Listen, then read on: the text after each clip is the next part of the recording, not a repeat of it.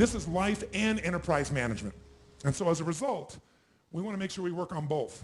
We want to create a system that allows you to succeed in both areas, life and your enterprise. By the way, which one would you say is more valuable? Which one? That's not how most people live the game. Most people make it the enterprise. And as they make it the enterprise, they wake up and they have a tremendous amount of economic success if they're successful. And what's ironic is what makes you successful may not make you fulfilled. And so there's a big pull in our culture to go for what's most successful, what will reward you culturally with respect or acknowledgement or stars on your chart or economic rewards, thinking that will give us freedom. But how many of you have been very successful in business and not been free, i.e., your business, as it got more successful, demanded even more from you? How many have had this experience? Say aye.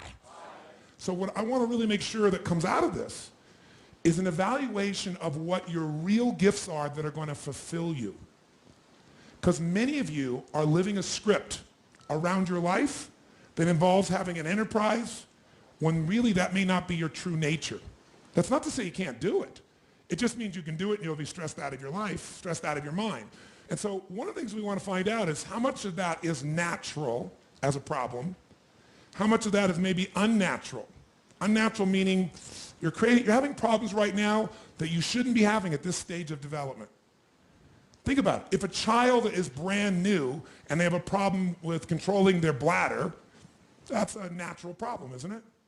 But if you're 50 and you have this problem, you got a challenge. If a brand new business has a cash flow challenge, it's a problem, but it's a natural problem. If it's a business that's been around 5 or 10 years and it's got a cash flow problem, you got a real abnormal problem. Maybe you got a problem that's even life-threatening to the business.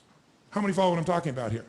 Sometimes those problems have to do with the fact that you don't understand the stage of development you're in. The most important element is for you to be able to do this, to be able to establish, most importantly, where you really are in your life today. Where are you? And where do you really want to go? What's going to create this extraordinary life? And to look at it brand new. Because some of you right now, if you continue the direction you're going, are going to be successful and unfulfilled, unhappy, and stressed. Because once we get, into a dream, then that dream starts to take on a life of its own. It gives us juice, it gives us energy. But how many of you ever got the dream, achieved your goal, and then thought, is this all there is? How many have had this experience? Say aye. That's more painful than not even achieving it. Because now you've done everything, you've worked it out, and you're successful, and you're not happy. So for some of you, you're going to need to take a look at that. Michael Gerber, the guy that wrote the E-Myth, talks about why so many businesses, young businesses fail. And one of the things he says is most people are not really entrepreneurs, but they think that's what they should be. They think that's the sexy thing. That's the most attractive thing. That's the best answer. And what I say to you is you got to separate the vehicle from the outcome. What is it that's going to truly fulfill you? What is it that's going to give you that extraordinary life? What's going to make things magnificent on your terms, not somebody else's terms, not your father, your mother, your background? What is that really? Separate the vehicle, because there's many ways to get to that vehicle. I was here in town just the other day, and I met a gentleman over here, Steve Wynn's a good friend of mine, who started, who basically built most of Las Vegas. And he built just recently, the Wynn Casino, not a few years back, $2.7 billion hotel. The most expensive individual building ever individually financed. To give you an idea, the first estimates on the rebuilding of the World Trade Centers were 1.7 billion, 2.6 billion for a hotel, right? And this man has the ability to take large risks, and he has the ability to really succeed in a major way.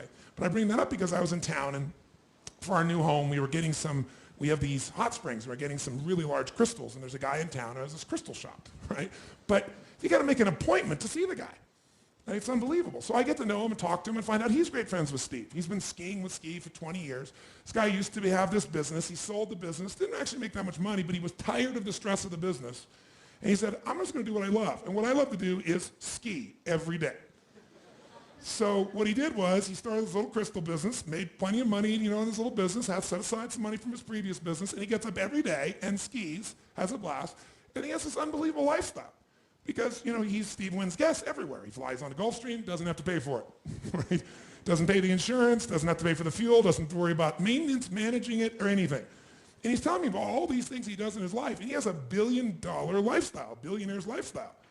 But he structured his life in a way that's fulfilling, where he has time for his grandkids, where he has time for his wife, where he has time for his passions.